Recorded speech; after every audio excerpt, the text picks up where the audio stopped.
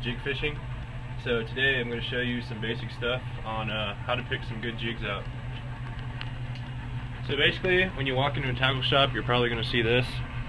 We're at Baja Fish Gear today, and we're checking out the Jig Selection. So basically, how do you pick a jig?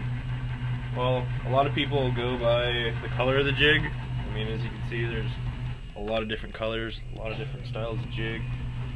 Me, I like fishing the surface iron, so I'll be showing you how to pick out some good surface irons. The one thing you want to look at, in my opinion, for a good surface iron is the way it swims. I don't really care much about the color, so you got to pick out a good jig that swims. Bring it in closer, we're going to check out some jigs. So basically, there can be a same model jig. Say we'll take the 5X for example. When you're picking a jig, when you see one you like, just take the whole stack out like that. And basically what you want to look for is irregularities in the shape of the jig. So we're going to start with this one. And alright, this one's pretty interesting. As you can see, what you want to look for is off-center hips. But the thing I don't like is the hole. The hole is not off-center. You want to have an off-center hole. And you also want to do a spin test too.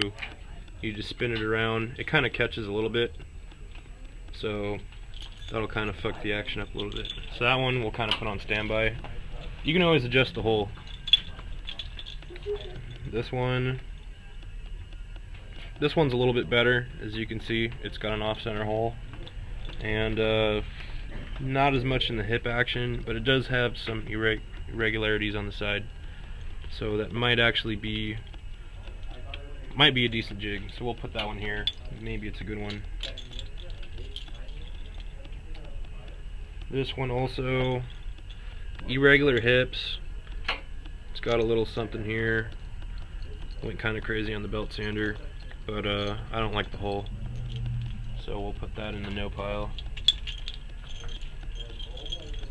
These two, yeah, kind of same deal. Not really what I'm looking for. So we'll take another stack.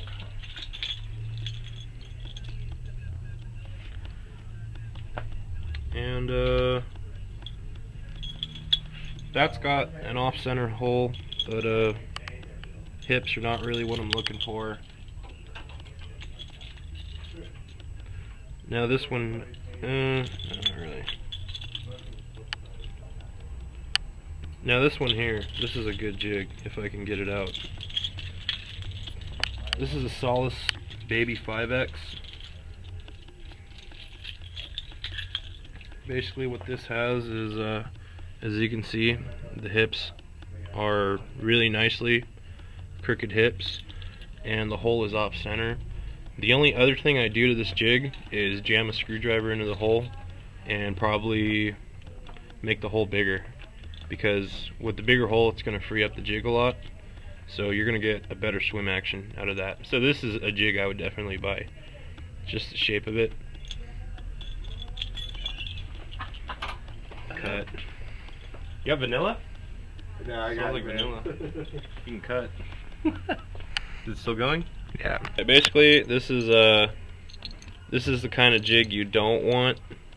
Well, this is a J-pot. It's a good jig, but as you can see, I don't know what the hell he was thinking when he drilled the hole. Because I mean, check it out. You do the spin test.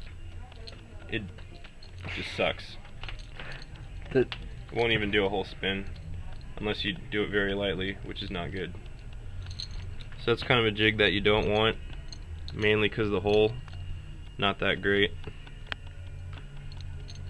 Another thing, I didn't really evaluate on the color versus kick deal, but to me color really doesn't matter. I just pick a jig that swims kind of good. But if I do go for colors, I try and get something like the mint and white, something like that. Something that matches the conditions. Yeah, something that matches the conditions too, and the bait. Like, if you're fishing mackerel, you see the yellows blown up on mackerel. Try a mackerel style jig, you know, try it. So, basically, the They call this bird shit. That's another one I go for. That's pretty universal color. I mean, most of my jigs are bird shit. And for some reason, scrambled egg seems to work really good down south. So I got a lot of scrambled egg jigs too. But the most important thing is just make sure they swim. Pick good jigs, guys. That's all you really need. Just find some good jigs. That's pretty much it. Also, as far as modifying jigs, I didn't really mention how to pick a good 7X Junior too. But basically, I'd say 7 out of 10 of these are going to swim right off the shelf. The main thing I look for in a 7X Junior is just making sure that the hole's off center. If it's not, I like to take a pair of pliers, jam it in the hole, and just work my way to one side. Kind of that side or this side, it doesn't matter. Just make the hole off center, widen the hole a little bit, and you'll have yourself a good swimming jig. So now we got our good jig, and after you pick a jig that you think is good, you're going to want to test it anyway. So before you tie it on there, always make sure that you tie your knot right here on the weld or above the weld, just so the weld doesn't get into the ring and kind of messes up the action. Anyways, you want to tie that on and kind of just give it a little toss and vary your retrieve speed. These jigs usually tend to swim better with a medium to slow retrieve, as well as the 7X. And here's a little tip. Solace did change the style of the 7X. They're a little bit sleeker now. Basically, they'll swim good, but what you want to do is, like I said, modifying the hole. Take a screwdriver or a knife and kind of par the hole off to one side. Doesn't matter which side, just make the hole bigger, free it up. Or you can bust off this ring, put a thinner ring on it. That'll fix the jig action. And we'll also look at some different types of jigs too. This is a different style of jig. It is it's a 7X Junior.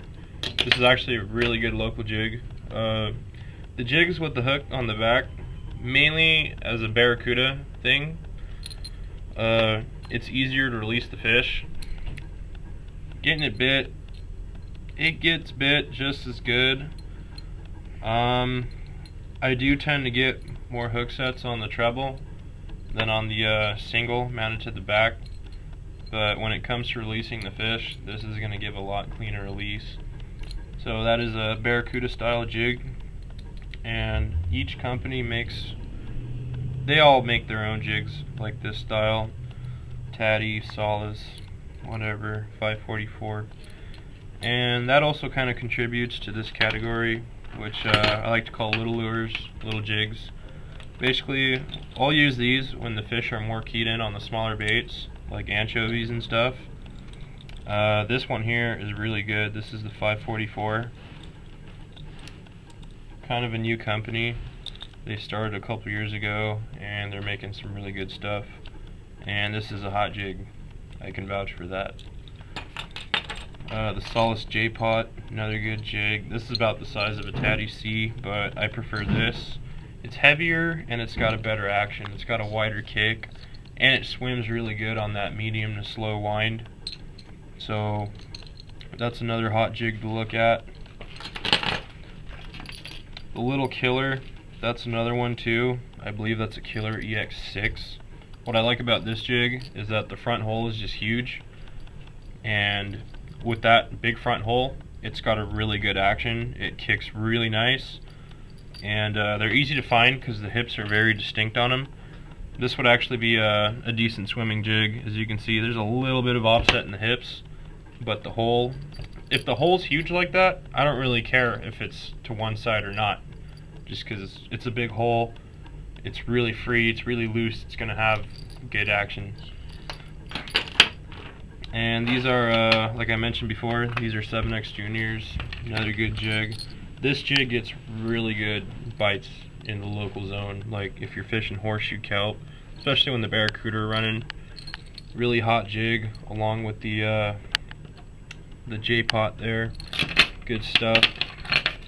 Another style of jig, you can't tell because you're watching, but they're heavier. These are yo-yo jigs. Basically, you're going to sink these out to the bottom and wind them back up, kind of fishing the whole water column rather than the surface irons, where you just throw them out on the surface, let them sink out a little bit, and wind them back to the boat. So yeah, these are yo-yo. We'll be looking further into those. Then you got your mid-size jigs, and here's another style. This is a Solace 6x6. You may have seen skip jigging before. Basically, you're just going to throw the jig out there. As soon as it hits the water, you're going to wind fast. And what that's going to do, this jig is going to skip on top of the water. We'll have some videos of skip jigging as we kind of progress into some fishing trips. And as you can see, it's thinner, it's lighter, so it planes to the surface really fast. And it's also wide too, so it's going to stay on top of the water really good and skip along the surface. Then you got your mid-size jigs, as you can tell. I mean, the Baby 5X, the 7X, the Pep. I believe this is the Pep 6 or Pep 5. Pep 5, I think. This also works very good as a skip jig, because you can see it has the taper. Yeah, and the thin front. It'll plane up really quick. If you use them as a surface iron, you might want to let them sink out an extra couple feet, just so they stay under. 7X we all know about, and here's a couple more of the 544s. This is the 544X. As you can see, they make two different styles, 544X and the standard 544. I tend to like the X a little bit better because it just kind of has that traditional side-to-side kick with the outgoing kick. That's what you want in a jig. You want that side-to-side pattern, and then every 4 or 5 kicks you want it to kick out further, because that's usually where you're going to get the bite. And this style here, kind of more erratic swim, that's going to do all kinds of crazy shit in the water. So we have those. And mid-size jigs, if the fish are keyed in on like bigger anchovies, sardines, stuff like that, that's what I'll go with. Fish in Cedros, Clemente, areas like that. Really good on the yellowtail guys. And last but not least, we have our big jigs. This is a Solace 5X. Basically the same thing, what you're looking for in a big jig. I like to, this really wouldn't be my jig of choice because of the hole, but they're easy to modify because there's a lot of material. So like I said, you can cut the ring off, drill the hole out, put it to one side, give it an off-center shape. The hips are kind of crooked, so all I'd really want is the off-center hole. Also, make sure the back hole too, it doesn't have to be off-center. I never really compared an off-center back hole to the action of a centered back hole, but I mean, I have all kinds of jigs. Some have off-center back holes, and I don't really see a difference in the way they swim. I think it's more the front hole. And so yeah, this is the, I believe it's the Pep 9 or Pep 12. This is a huge jig, and this is a really cool jig. It kicks really slow, it swims great on the slow grind. This is a jig that's going to stay in the strike zone for a long time, and that's another thing I look for in a jig. Basically, if they can swim really good on a slow grind to where they're in that zone for the most amount of time as possible, having the best action, that's another thing as a good jig. And so yeah, basically I'll use the big jigs on the bigger tuna, or when the fish are keyed in on the bigger baits like the salami max, stuff like that. And that's pretty much it for today's segment on jig fishing. Hopefully we'll get out there and we'll throw some iron. We'll show you some more pointers. So yeah, keep fishing guys. Thanks for watching. Subscribe and comment.